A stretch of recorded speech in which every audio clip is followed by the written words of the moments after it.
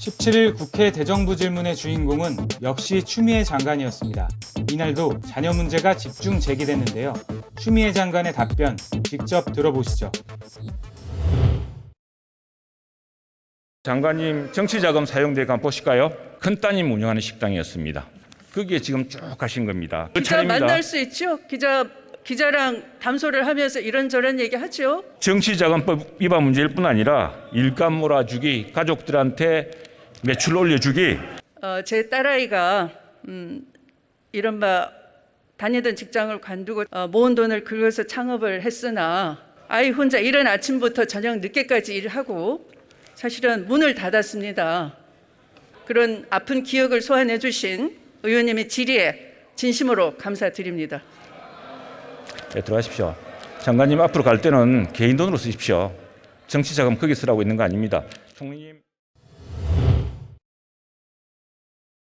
어제 민주당에서 장관님 아드님을 안중근 의사에 비유해서 여기에 장관님 동의하십니까? 제 아들을 안중근이라고 비유를 한 것이 아니라 안중근 의사께서 위국 헌신 군인 본분이야라는 안중근 의사와 같은 글을 남기셨는데 나라에 헌신하는 것은 군인의 본분이다라는 취지로 제 아이를 너무 과장하거나 또는 명예훼손적인 황제 복무 또는 탈령 이런 극단적인 용어 그런 걸로 깎아내리거나 하지 마시고.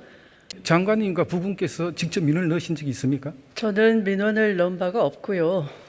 제 남편에게도 민원을 넣은 적이 없다는 것을 확인했습니다. 예. 저나 남편은 그 일로서 아주 바쁘고요. 너무 과한 보호가 오히려 아드님의 입지를 더욱더 불편하게 하는 거 아닌가? 과보호도 바라지 않고요. 네, 그렇다고 알겠습니다. 다른 병사가 누릴 수 있는 질병 시의 진료권, 치료권 또는 또 다른 병사가 마땅히 누려야 되는 그런 휴가 이런 것도 제 아이도 적절하게 보장이 되어야 하고요. 내가 국회의원이 아니었다면 내 아들은 군대에 가지 않았을 것이다라고 이야기를 하시는데 현역병 복무가 아니라 신체 등급이 내려가서 다른 현역병 자원이 아닌 그런 대상이었을 것이다 라는 취지였습니다. 장관님 이런 상황이 답답하고 억울하시죠?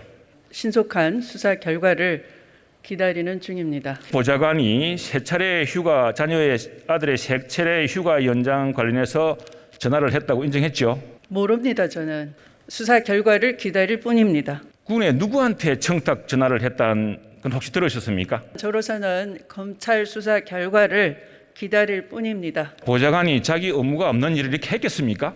신속한 수사 결과를 기다려야 되지 않겠습니까? 민원 전화 안 하셨다는 말씀에 책임질 수 있는가 이런 겁니다. 지금까지 몇 달 동안 부풀려 온 억지와 궤변에 대해서 어떤 책임을 지시겠습니까? 저는 무한 인내로 참고 있는데요. 입대 몇 달 전에 건강하게 축구를 했다는 말씀입니다. 제 아들이 그 며칠의 휴가를 더 받기 위해서 하지 않아도 될 수술을 했다라는 취지로 질문하시는 겁니까? 그거 책임지실 수 있습니까? 질문은 제가 하는 겁니다. 혹시 그 이태원에 간 기자들한테 뭐 특별히 이태원에 그 식당을 가게 된 이유나 그 식당을 누가 운영한다 이런 말씀을 하신 적 있으십니까? 참.